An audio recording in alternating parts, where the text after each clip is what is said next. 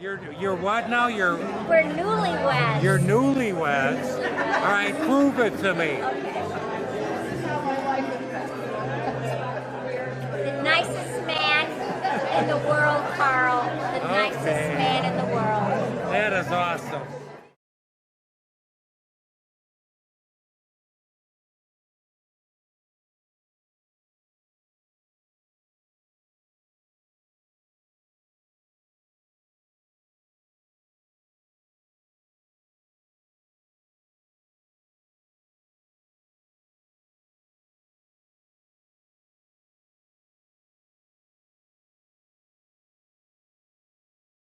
Hi, I'm Dorothy Bryant, class of 1966.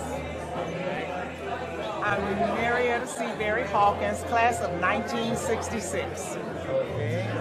I'm Betty George Garrett, class of 1966. York Banks, class of 66. This is Cherie Victorian. I graduated in 1965. Sue Lee Hackey Noon, 1965. Wait Women first. Go ahead. Bob Cheever, 63. Gloria Bus Cheever, 1965. Georgia Dennis, class of 65. My new husband. Jerry Crowder, class of 62.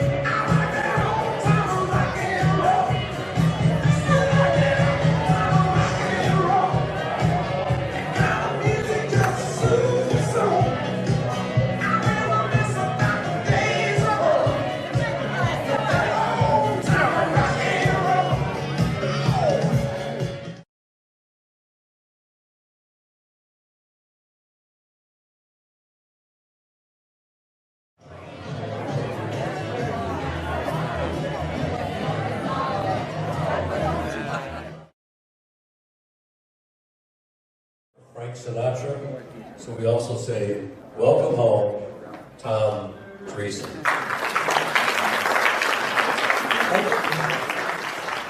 Thank you so much. My name is Tom Dreesen, and I'm from Harvey, Illinois. This is the, I've been saying that for 51 years, and this is the only place that's ever gotten a reaction. I'm really happy to be here with all of you. My girlfriend Nancy is with me, Nancy Perry. This is not her class. She's just a baby.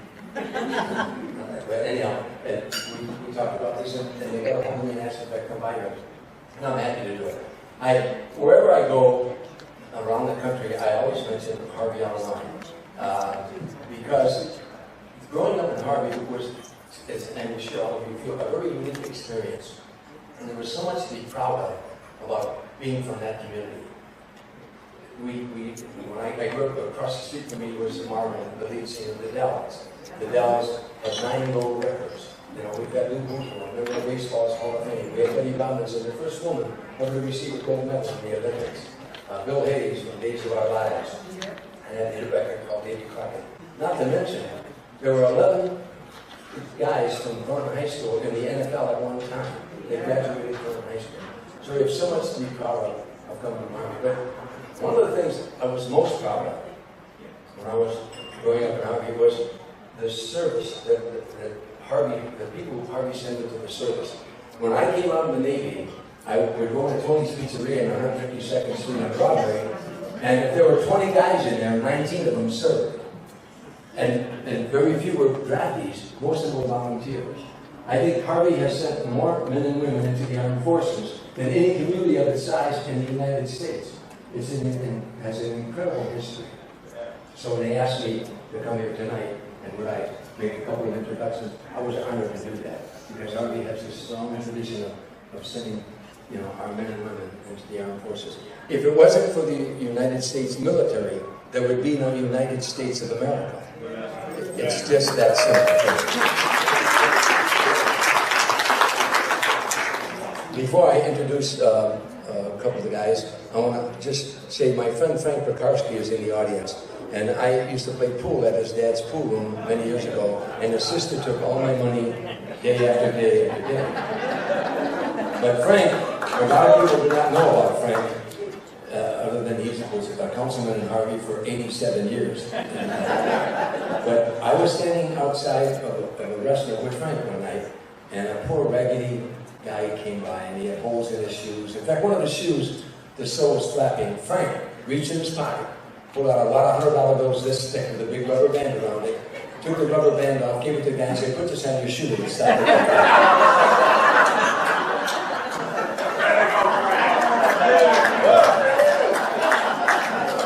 What a good guy. Also, when he was on the city council in Harvey, that a Mercedes-Benz dealer from Chicago came to him and said, "Can you get my son a job working for the Park District for the summer? Because my kid goes to the University of Illinois. And if you could just get him a job for the summer, I would really appreciate it." And Frank got the kid a job.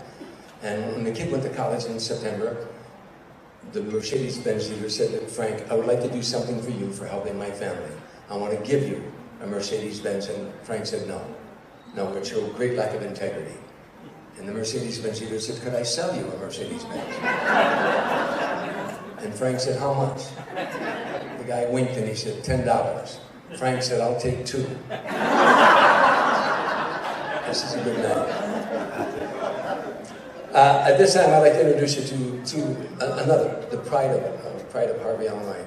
And I'd like to introduce you a couple. This is a 1965 grad, served in the United States Army, and a sergeant in Vietnam, Vietnam veteran, and a recipient of the Purple Heart.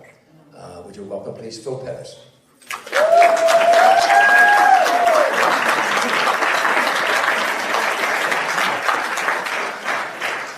I don't know how I'm going to follow that, but I'd like to just take you back a little bit here, and first of all, to the committee that put this together for us through some very trying times and difficulties with COVID, putting together this wonderful night for us, and you all are rock stars. Thank you very much.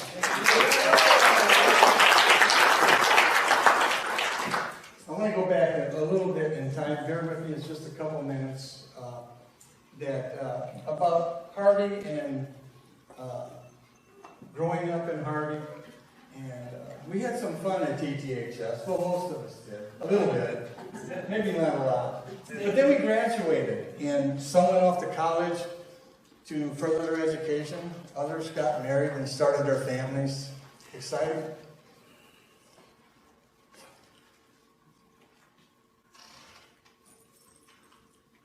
Excuse me. And then there was Vietnam.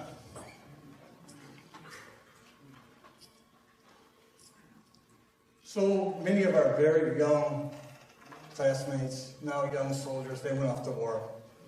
The ones that, after a year in hell, the ones that survived, they got to come home.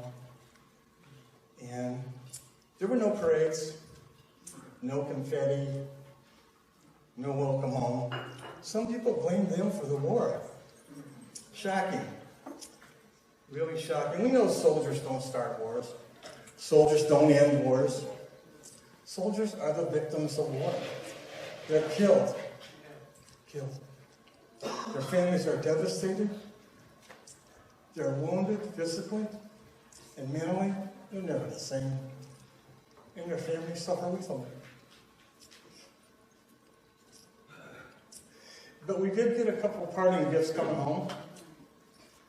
Agent Orange. The United States sprayed 13 million gallons of Agent Orange in Vietnam. And the National War Library reports that there's been approximately 600,000 Vietnam veterans who have died from cancer related to Agent Orange exposure. And the last census showed that there were 610,000 Vietnam veterans still alive, and that 390 Vietnam veterans died per day. I'm sorry about all the statistics, but these are facts. And the other thing was PTSD. Now, most Vietnam veterans came home in around 1967 to 1973. Not all, but most of them came home during that time period. But the VA did not recognize PTSD. They didn't accept it until 1988. 20 years our veterans went without any help. And sadly, some turned to alcohol and drugs to try to handle their issues with PTSD. And it's very sad. Now, I'll tell you a quick story. A couple years ago, I was having lunch with a good friend of mine, and Lou Boudreau, he's a class of 64, and Vietnam veteran, 3 Purple Hearts. And we were talking about Harvey stuff, and we played in the Harvey Bayless League together on the same team. We won the championship one year. He still thinks he's better than I am in baseball, but I didn't want to break the news to him. But we were having a good time, and he told me, he said, Phil, I can remember back in Vietnam,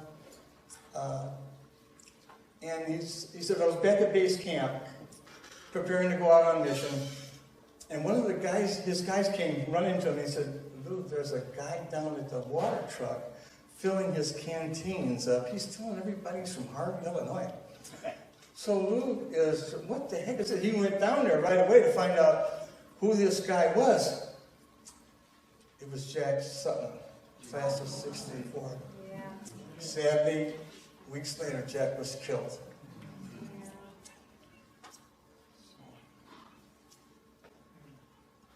And Ray? Okay. How about a nice round of applause for Phil?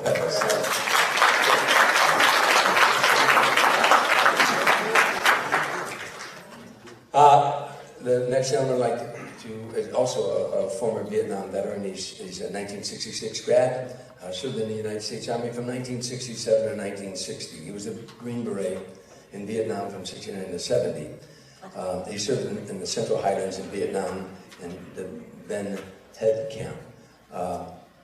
He left Vietnam with 3 Bronze Stars, 1 for valor. Here, let me put these on the table. 3 Bronze Stars, 1 for valor. The Air Medal for valor, Vietnamese Cross for gallantry, Combat Infantry Badge, and Airborne Wings. Would you welcome home Ray Jakubiak?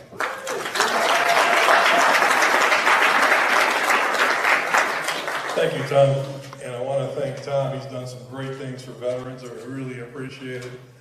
And I echo Phil's sentiments with the group that put this thing together. You guys did a yeoman's job.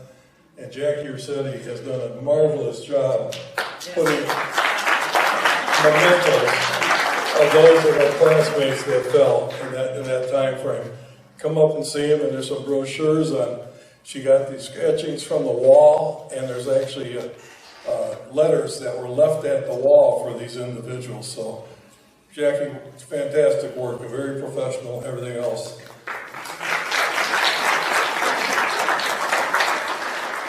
Quick story just to kind of tell you how crazy things were back in 1968 and 69. Some of you may know John Eilers, and he had a brother named Barney who was a Green Beret. Got wounded pretty severely a couple of years before I went over there. And it was really weird. I was leaving like July 4th, 1969 for Vietnam, and John and Joe Benazak, he was a teammate of ours on the football team, just a good guy. I mean, I can't tell you what a nice guy this guy was. Good-looking guy, handsome, but just a guy that broke his heart for you. So it's about, I think, June 30th, I'm getting ready to go to Vietnam, and he comes over to my house. And knowing Johnny's up there, Ray, I am so sorry you're going to Vietnam, and I'm going to Germany. I'm so sorry. And he kept on it. And I'm the idiot that volunteered anyway, so I said, John, it's not a big deal. And he said, no, I just feel terrible about that, me going to Germany and you're heading to Vietnam. Well, yeah, so we said our goodbyes, and I love the guy. He's really a great guy. Wally, you do, Johnny. Great guy. And so anyway, I go to Vietnam, and my dad had a knack of breaking some bad news to me. But I got out in the field, and I was out in the jungle for about 2 weeks. I came back in. I got my first letter from Vietnam, from my dad in Vietnam, and I said to myself, oh, this is great. Go see what the news is. I opened up the letter, and my dad said, Ray, I'm sorry to tell you, John Eilers was killed on the Autobahn, changing his tire, going to pick up his wife. They had just recently, beautiful young lady, they had just recently married. And that's kind of the fate, the weird stuff that happened in Vietnam, just stuff, fast forward, go back 2 years, the same thing happened to me with my dad again, with Joe Benazak's father, Wally. I was going into escape and evasion school, or E&E school back with the Green Berets. And I remember it was a Sunday night, I was going back to Fort Bragg, and I shook Wally's hand. He was an ex-Navy guy, tough guy. He said, oh, good luck to you, good luck to you. And I said, well, thank you. He was very nice to me. It was always nice. He was one of those guys who knew you're always broke going back and forth, so when you shook his hand, he gave you $5. Thanks, Wally. So I'm over there, and I went to my escape and evasion school there. They literally put you in a swamp in North Carolina. You don't eat or sleep for a week. And so finally I got out, and I got another nice letter from my father again, and it said, Ray, I'm sorry to tell you, Wally Benazak had a severe heart attack and he died. And it breaks my heart to even think about that to this day, because I know how tough it was for Joe. But that's my quick story here. And it was crazy times back then, but for me, it was an honor to serve. I loved every moment of it. Even during the hard times, I learned a lot as a young man then. And I thank you for having me up here to even tell you my story. Thank you so much. Thank you very much, all my years of traveling, I'm trying to bring this up a little bit. All my years of traveling and mentioning that I was from Harvey, Illinois, my first 5 or 10 Tonight shows, all I talked about was Harvey, Illinois. And I would say things about, and wrote jokes about Harvey, Illinois. One of the ones that always went real well was I talked about, I went to a school reunion back in Harvey, and one of my teachers came up to me. He said, you don't remember me, but I said, yes, I do. Your name is Richard Bruno, and you teach algebra. He said, that's amazing. I said, listen to this. X to the 5th power times x to the 5th power is x to the 10th power, because in algebra, you don't multiply exponents, you add them. He said, that's incredible. I said, do you know what else is incredible? That's the first time I've ever been able to use that since you taught it to me.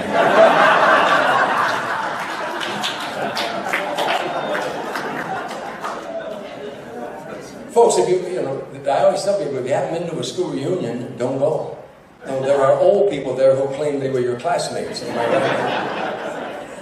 Well, the schools today, every school that I talk at or anything, they're always concerned about bullies. And by the way, that's a very, very important subject, bullies. But we all had bullies when we grew up. I remember when I was growing up in Harvey, there was a group, if you looked at them cross-eyed, they'd beat the hell out of you. They traveled in 3s and 4s. They were black and white. We called them nuns.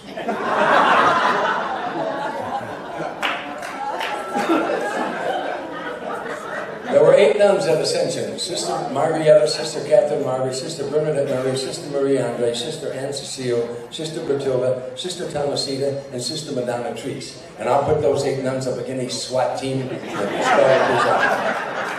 Every one of those nuns.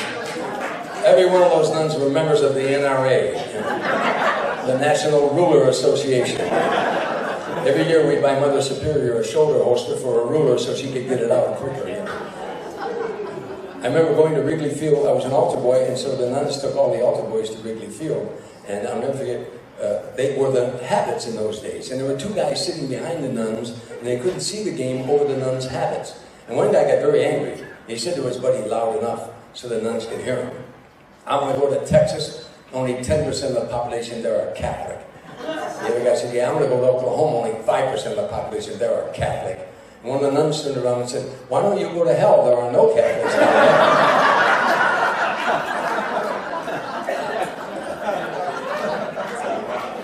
But we are such a different generation. There's so many things that are so different from when we were growing up.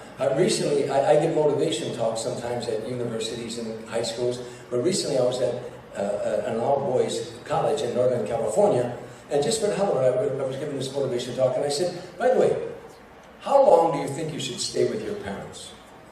I'm just curious, because at that time, if you remember, there was a guy whose parents had to get a court order to get him out of the house. He stayed until he was 32 years old. 8 years they were in court trying to get him out of the house. So I asked these kids, I said, these guys, I said, "How long do you think you should stay with your parents?" And one boy said, "Till we're 50 or 60. And I said, "Really? Why do you say that?" And I said, "How many agree with that?" And a lot of the other kids raised their hands. I said, "Why do you say that?" He said, "Because we didn't ask to be here." She said, I said, "Oh." I said, "I don't want to give you a biology lesson, but when the male and the female make love, from the male comes 5 million seeds. Did you know that? 2.5 million die instantly, the other millions die along the way. And soon there's only 100,000 seeds left, and there's 50,000. There's 10 seeds left, 5 seeds left. 4, 3, 2, 1, you. You." I said, "Don't ever tell me you didn't ask to be here. Bullshit, you fought to be here." As a matter of fact, I'm in a room full of winners. Applaud yourselves. You all won. Anyhow, I just wanted to lighten the mood here.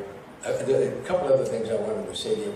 Well, one is that I learned in my life, growing up in Harvey, there's certain things you learn about women that you have to know. Number one, women who are heavier live longer than men who mention it. Write this down. That's right. And married women tend to be heavier than single women, because single women come home, they look to see what's in the fridge, and they go to bed. Married women come home, they look to see what's in bed, and they go to the fridge.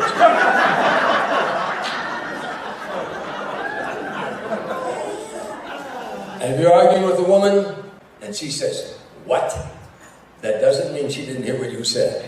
She's giving you a chance to change your mind. If a woman ever says to you in the middle of an argument, "Do what you want," do not do what you want. Stand still, don't move, don't breathe.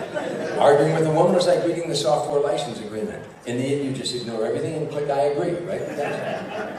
By the way, I wanted to share this with you. My daughter, and I'm sure you'll get this, I just got this text. I'm not good with this stuff. My daughter said, "Hey Dad, my BF broke up with me, but my BFF says it's NBD. BTW, I know this is TMI, but IDC. HMU, which I found out means, hit me up. It found out to give me some money. She said, hit me up because I need advice and money. I text her back, YAGS, Yags. You ain't getting shit. Did you see earlier in Hollywood, Kim Kardashian at a press conference said she'd like to take a selfie with Jesus? Hasn't Jesus suffered enough? Anyhow, before I go, I'll tell you a quick story.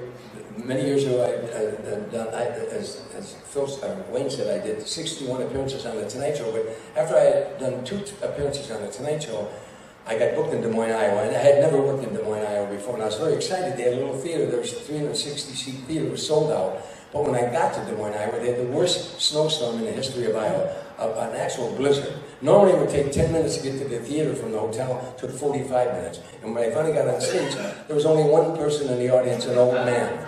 And I said to the old man, "Thank you very much for coming, but I don't see any need to do the show." And he said to me something I'll never forget. He said, "Son, I don't know anything about show business. I'm a farmer.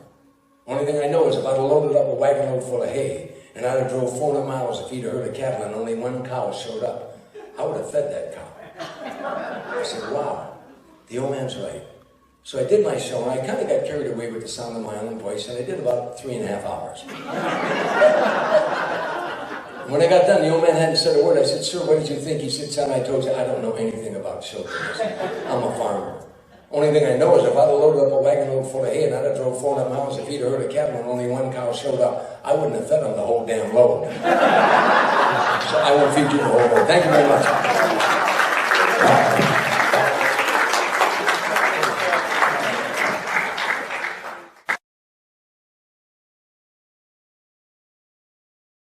Okay, now for the missing man.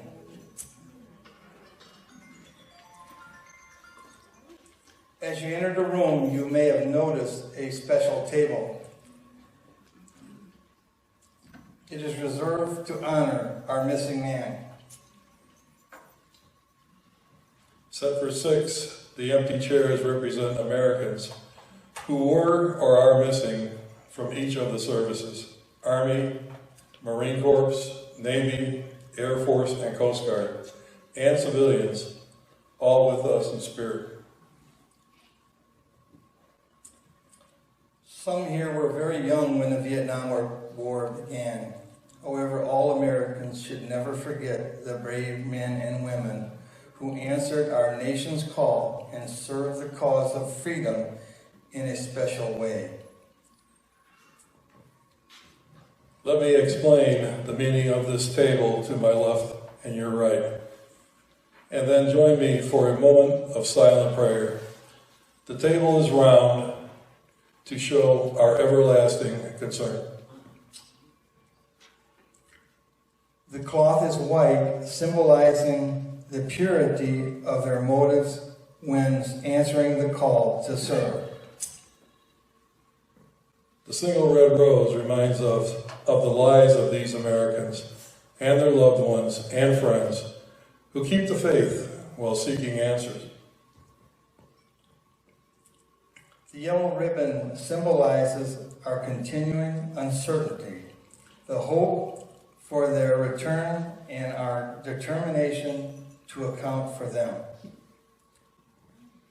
A slice of lemon reminds us of their bitter fate, captured or missing in a foreign land.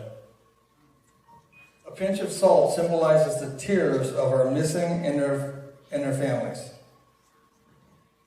The lighted candle reflects our hope for their return. The Bible represents the strength gained through faith to sustain us and those lost from our country, founded as one nation under God.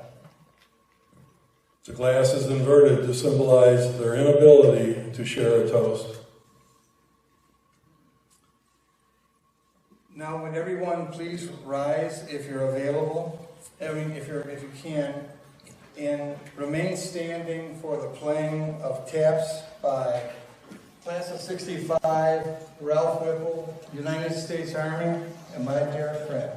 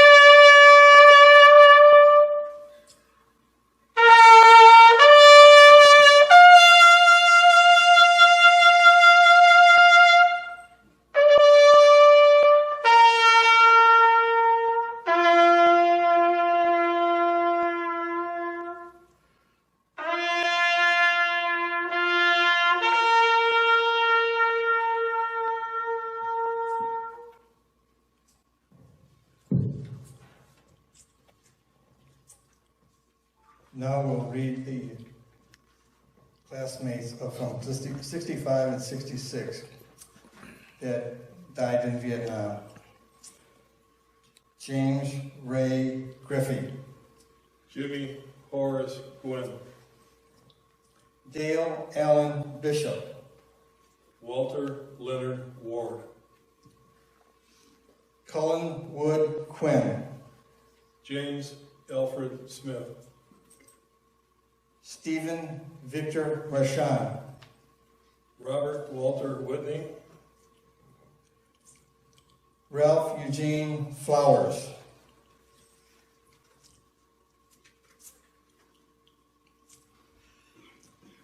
Now, let us raise our water glasses or drink glasses, whatever you have, in a toast to honor America's POWs and MIAs, to the success of our efforts to account for them, and to the safety of all now serving our nation.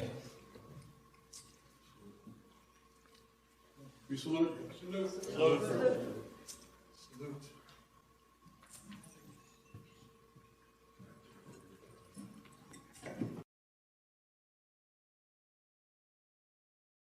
One other person I think that we should pay tribute to, one of the finest gentlemen I've ever met in my life, and your classmate, was Lamar Thomas. A toast to Lamar Thomas, all the joy he brought us, and all the years that we've known him. To Lamar, I say, son of Lamar, up in heaven, and I know you're in heaven.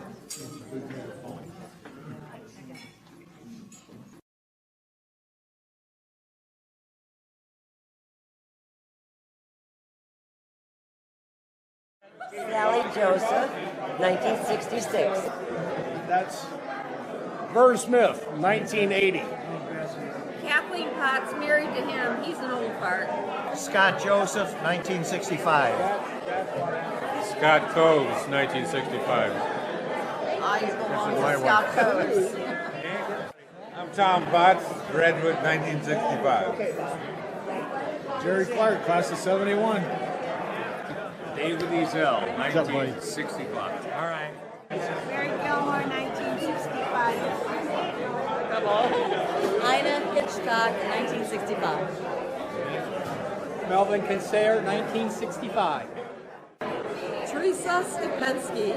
I graduated in '66 and I worked at the bookstore.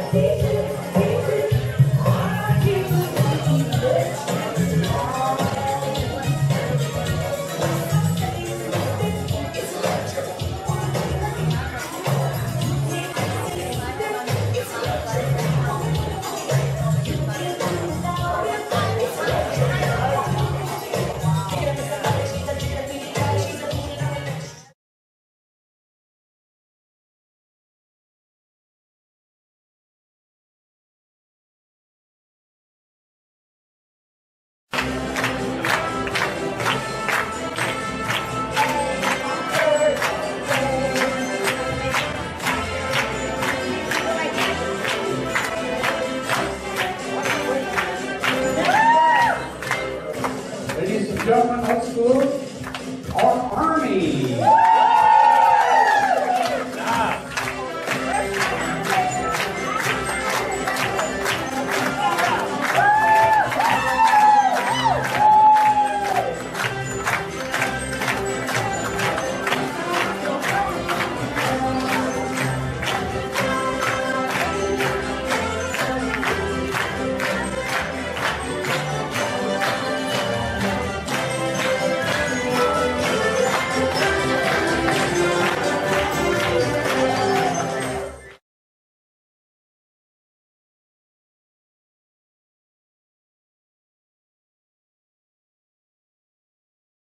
Here's our DJs.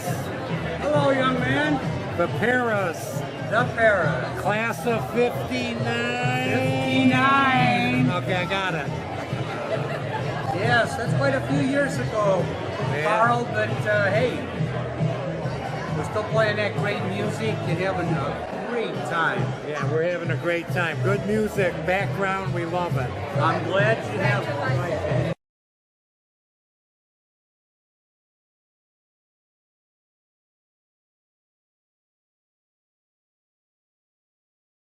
We search for another way to honor our angels.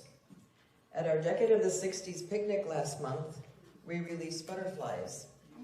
And this year we're working with the Arbor Day Foundation to plant trees in their memory. According to the Arbor Day Foundation, a vibrant, beautiful tree benefits everyone in this life and future generations, and is perhaps the most fitting memorial of all. Planting a tree is an act of direct benefit to all beings and our environment. It can inspire energy, faith, devotions, and courage, and carry forward the name of those memorialized in a living, vital way that grows grander with the years. This tree in the corner is symbolic of our planting efforts. Every angel's name from both classes of 65 and 66 are written on a garland of leaves on this tree.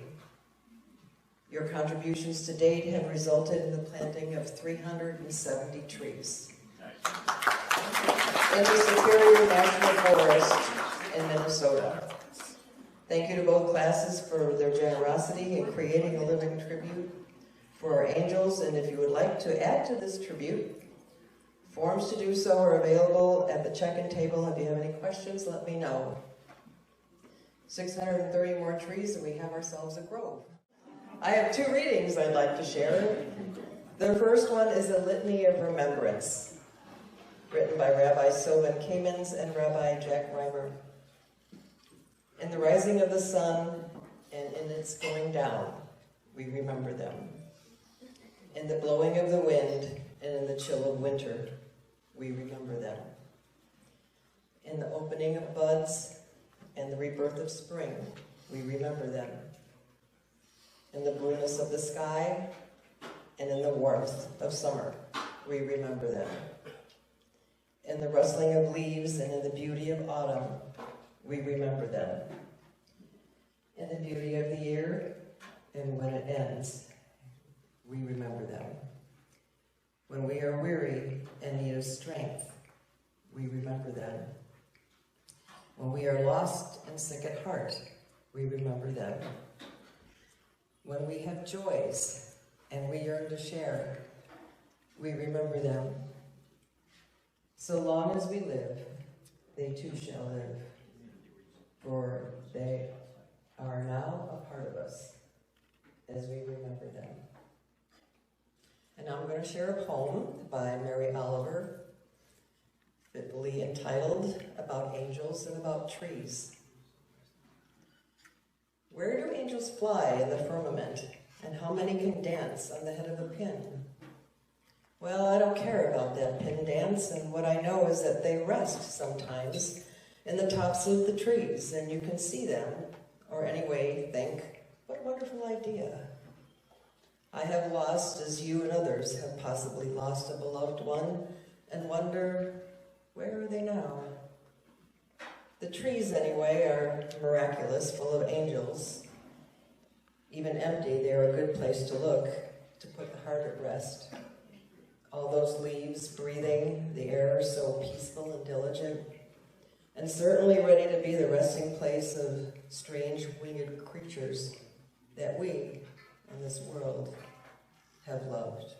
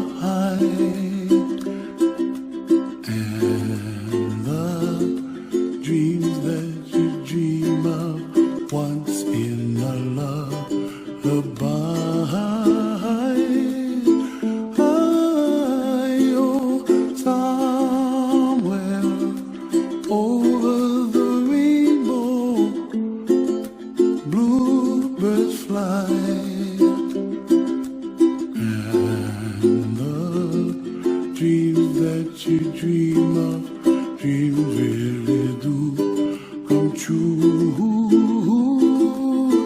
Ooh, someday you wish upon a star, wake up where the clouds are far behind me,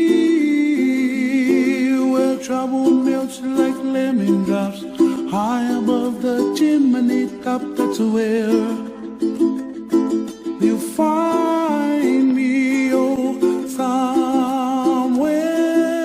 over the rainbow. Bluebirds fly,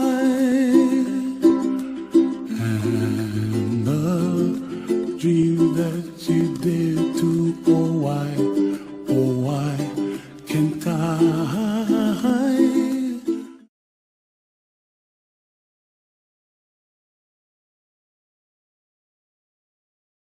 I am Bob Cotton. I graduated in 1966.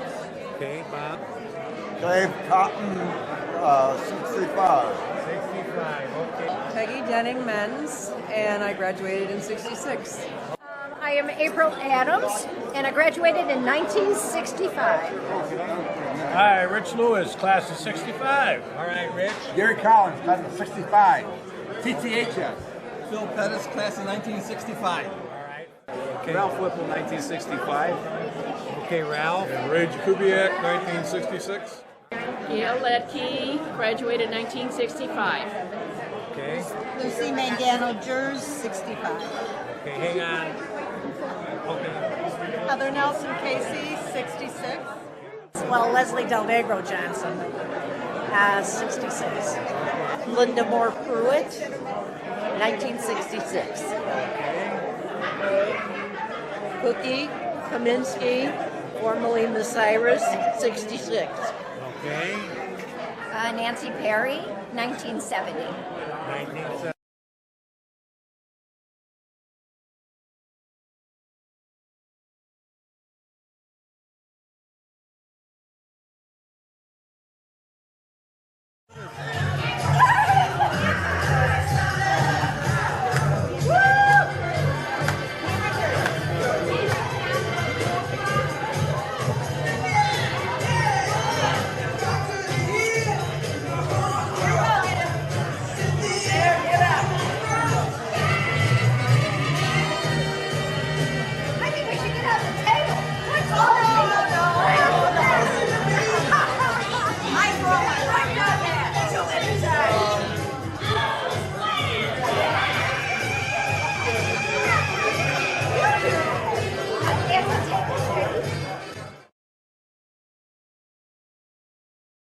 Tom Steele, 1965. Frank Pekarsky, 1965. All right, Frank. Patricia Pekarsky, 1965. All right, fellas. Wally Olzak, 1965. Julie Kelly Olzak, 1967. Carol was cooling. So tonight, 1965. Ron Lindy, 1962. Hi, I'm Eileen Hickenbotham Lindy. I graduated in 1965.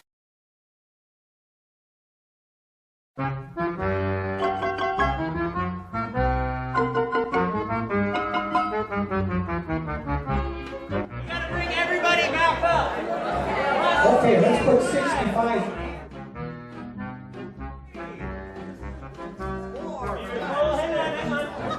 Sorry.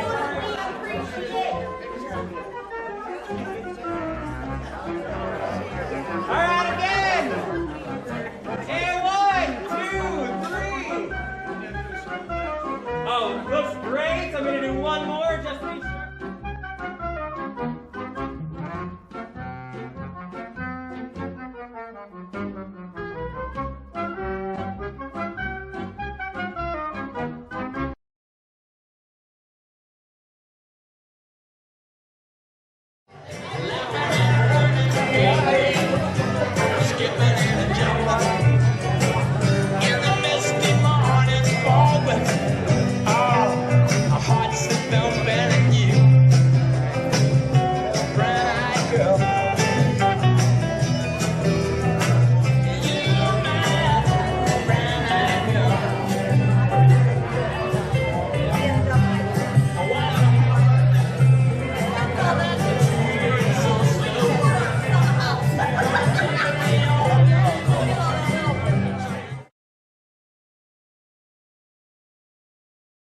This is Sally Joseph. What did you think about the reunion?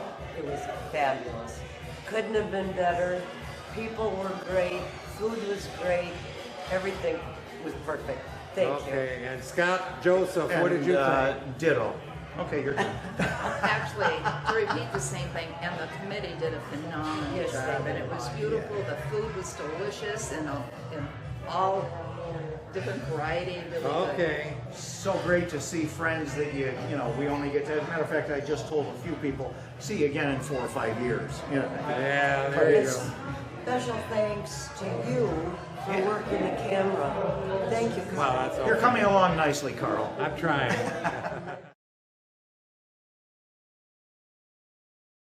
You're Bob Cheever. What did you think about the reunion, Bob? I think it was absolutely great. Okay, yesterday was great. This tonight was wonderful. The whole tribute thing with the military was wonderful.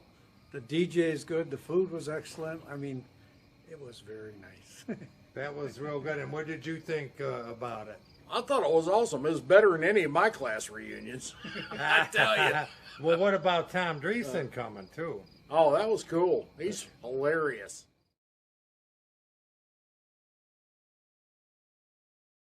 Okay, and here we have our reunion chairman for the reunion. Now, were you the reunion chairman for all of them? 65 and 66. I was the big one. What did you think about tonight? I thought it came out better than expected. I'm glad everybody had a good time, and the turnout was amazing.